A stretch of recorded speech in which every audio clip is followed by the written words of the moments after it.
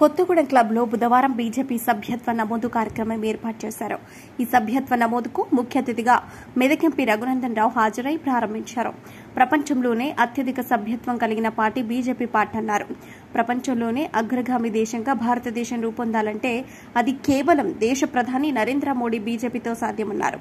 Parliament ఎన్నికలలో కేసీఆర్ గెలిచే ఒకే ఒక స్థానం మెదక్ అని అన్ని సర్వేలు చెప్పినప్పటికీ అందరి అంచనాలు తలకిందులు చేస్తూ తన మెదక్ ఎంపీగా భారీ మెజార్టీతో గెలిచారని కార్యకర్తలకు ధైర్యం నూరుపోశారు. తనకు బీజేపీ జాతీయ అధిష్టానం దూరపు బాధ్యతలు అప్పగిస్తుందని, ఈ క్రమంలోనే ఉమ్మడి ఖమ్మం జిల్లాలో బీజేపీ పార్టీని గ్రామ గ్రామాన విస్తరించే బాధ్యత తనకు వైష్ణ అప్పగించిందన్నారు. ఛత్తీస్గఢ్ అడవిలో ఉన్న రానున్న ఎలక్షన్లో ఉమ్మడి ఖమ్మం జిల్లాలో బీజేపీ జెండా ఎగురవేయడానికి ప్రతి ఒక్క కార్యకర్త సైనికులు కృషి చేయాలని పిలుపునిచ్చారు. ఈ కార్యక్రమంలో భద్రాద్రి కొత్తగూడెం జిల్లా బీజేపీ పార్టీ అధ్యక్షులు రంగా కిరణ్ శ్రీనివాసరెడ్డి, చంద్రగొండ మండల బీజేపీ నాయకులు గడ్డం శ్రీను, మండల అధ్యక్షులు భోగి కృష్ణ, రవీందర్ రెడ్డి, గుగులోత్ మోహన్ నాయకులు గుగులోత్ రాజేష్ నాయక్, కోడెం నాగేశ్వరరావు, ఆదిమల్ల ప్రసాద్, హనుమాన్ నాయక్, సుమేష్ నాయక్ పాల్గొన్నారు.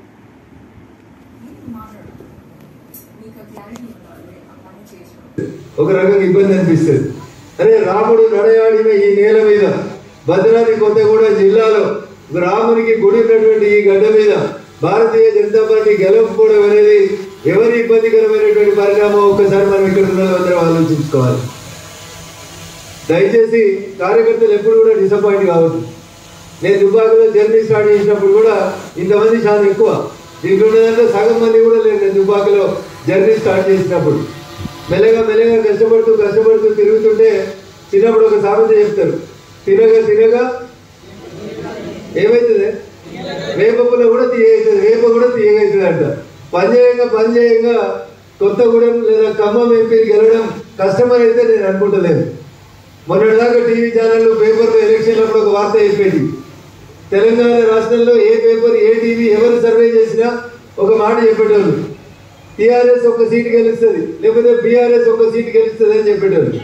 ఏ సీటు గెలుస్తుంది అంటే మెల్లగా చెప్పేటోళ్ళు, ఎందుకంటే వారు నోట్లో నోరు దిగబెట్టారు, రఘునందన్ అసలే మంచోడు కాదని మెల్లగా చెప్పేటోళ్ళు. మెదక్ గెలుస్తుంది, టీఆర్ఎస్ ఒకటే గెలుస్తుంది. ఏది గెలుస్తుంది? మెదక్ గెలుస్తుంది అని చెప్పారు. ఎందుకంటే వాడు 6 అడుగులు ఉన్నాడు, వాడు 3 అడుగులు ఉన్నాడు, చాలా మంది ఉన్నారు ఆ జిల్లాలో, టీఆర్ఎస్ పుట్టింది ఆ జిల్లాలో కాబట్టి అన్నీ గెలుస్తుంది అన్నారు. ఫలితాలు వచ్చినాయి. ఎవరు గెలిచినాం? బీజేపీ గెలవలేదా? రఘునందన్ రావు గెలిచిందంటే కాషాయ జెండా గెలిచింది, కమలం గుర్తు గెలిచిందని గుర్తు పెట్టుకోవాలి. సో అందరి అంచనాలని తలక్రిందులు చేస్తూ గెలవదన్న చోట మెదక్ పార్లమెంట్ భారతీయ జనతా పార్టీ గెలిచింది. రేపు ఖమ్మం గెలవదా? చాలా మంది డౌట్ పడుతున్నారు, గెలవదా? సో ఏదైనా ఒక పని ప్రారంభించేటప్పుడు మనిషికి ఉండాల్సింది సంకల్పం, ధైర్యం, రెండు ఉండాలి. నేను గెలుస్తా అంటావా రగన్న, ఇక నువ్వు జీవితంలో గెలవాలి. నీ మనసులో ఆ డౌట్ తోటి నువ్వు పని మొదలు పెట్టావనుకో, పొరపాటున కూడా నువ్వు లక్ష్యాన్ని చేరవు.